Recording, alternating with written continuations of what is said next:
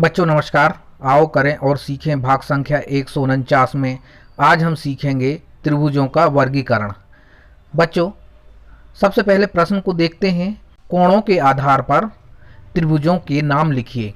बच्चों प्रश्नों को हल करने से पहले हम कोणों के आधार पर त्रिभुजों के बारे में समझ लेते हैं। बच्चों कोणों के आधार पर त्रिभुज तीन प्रकार के होते हैं। नंबर 1 न्यून कोण त्रिभुज, वह त्रिभुज जिसके प्रत्येक कोणों की माप 90 अंश से कम होती है, न्यून कोण त्रिभुज कहलाता है। नंबर 2 समकोण त्रिभुज, यदि बच्चों किसी भी त्रिभुज में एक कोण की माप 90 अंश होती है तो वह समकोण त्रिभुज कहलाएगा। इसी प्रकार से नंबर 3 अधिक कोण त्रिभुज। बच्चों अधिक कोण त्रिभुज का आशय यह है कि दिए हुए त्रिभुज में यदि एक कोण की माप 90 अंश से अधिक होती है तो वह अधिक कोण त्रिभुज कहलाएगा। इस प्रकार से त्रिभुजों का वर्गीकरण कोणों के आधार पर किया गया है। अब बच्चों हम कोणों के आधार पर त्रिभुजों के नाम लिखेंगे और पहले चित्र को देखते हैं।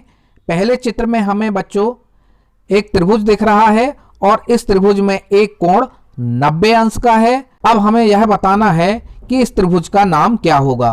तो बच्चों इससे पहले हमने बताया था कि यदि किसी भी त्रिभुज में एक कोण 90 अंश का है तो वह त्रिभुज समकोण त्रिभुज होगा।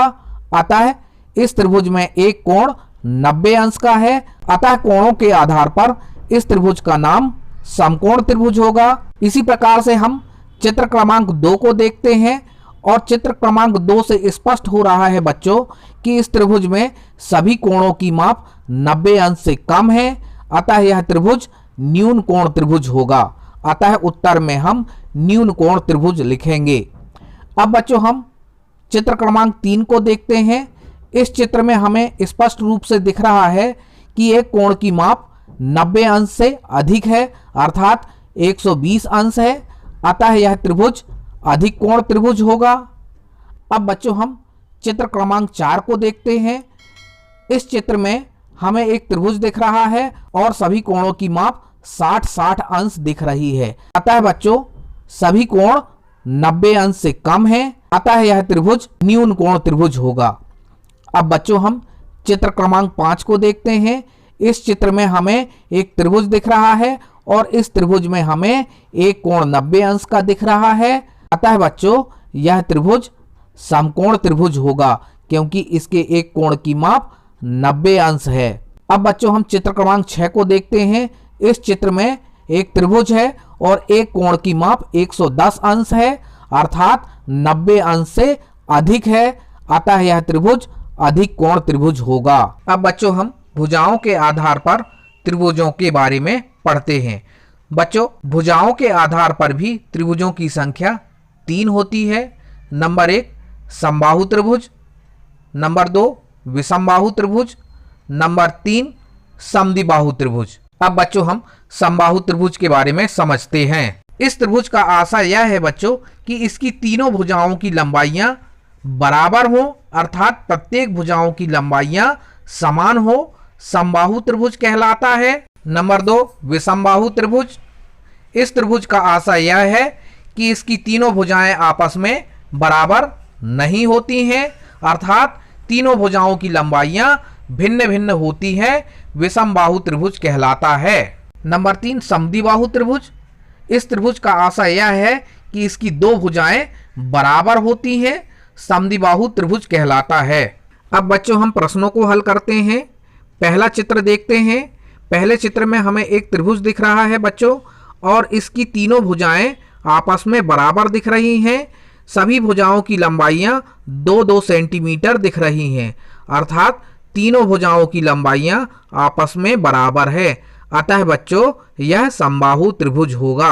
अब बच्चों हम चित्र क्रमांक 2 को देखते हैं और इस चित्र में हमें एक त्रिभुज दिख रहा है। इस त्रिभुज में तीनों भुजाओं की लंबाइयां अलग अलग हैं। इसमें पहली भुजा की लंबाई 7 इंच, दूसरी भुजा की लंबाई 5 इंच तथा तीसरी भुजा की लंबाई 3 इंच है, अतः बच्चों यह एक विषमबाहु त्रिभुज है। अब बच्चों हम चित्र क्रमांक 3 को देखते हैं। इस चित्र में हमें एक त्रिभुज दिख रहा है। इसकी पहली भुजा 3 फीट है, दूसरी भुजा 5 फीट है और तीसरी भुजा 3 फीट है।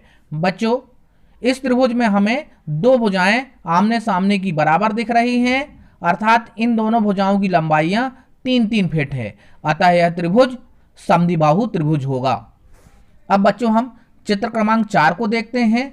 इस चित्र में हमें एक त्रिभुज में एक भुजा 2 इंच दिख रही है, दूसरी भुजा 3 इंच दिख रही है तथा तीसरी भुजा 2 इंच दिख रही है। बच्चों इस चित्र में हमें दो भुजाएं आपस में समान दिख रही हैं, अर्थात ये दोनों भुजाएं 2-2 इंच की हैं। अतः बच्चों इसकी दो भुजाएं आपस में समान हैं, अतः यह त्रिभुज समद्विबाहु त्रिभुज होगा। बच्चों अब हम चित्र क्रमांक 5 को देखते हैं। इस चित्र में एक त्रिभुज है तथा इसकी तीनों भुजाएं 4-4 फीट की दिख रही हैं, अतः बच्चों इसकी तीनों भुजाएं आपस में बराबर हैं, अतः यह एक समबाहु त्रिभुज होगा। अब बच्चों हम चित्र क्रमांक 6 को देखते हैं। इस चित्र में एक त्रिभुज है तथा इसकी पहली भुजा 8 इंच है, दूसरी भुजा 7 इंच है तथा तीसरी भुजा 9 इंच है। अब बच्चों इन सभी भुजाओं में हम तुलना करके देखते हैं तो हमें स्पष्ट रूप से इनकी सभी भुजाओं की लंबाइयां अलग अलग दिख रही हैं, अतः बच्चों यह एक विषमबाहु त्रिभुज होगा। बच्चों धन्यवाद। आज इतना ही। अगले वीडियो में हम जल्द से जल्द मिलेंगे। आपसे एक अनुरोध है, यदि आपने हमारे चैनल को सब्सक्राइब नहीं किया है तो इस चैनल को सब्सक्राइब अवश्य करें, लाइक करें, शेयर करें। धन्यवाद।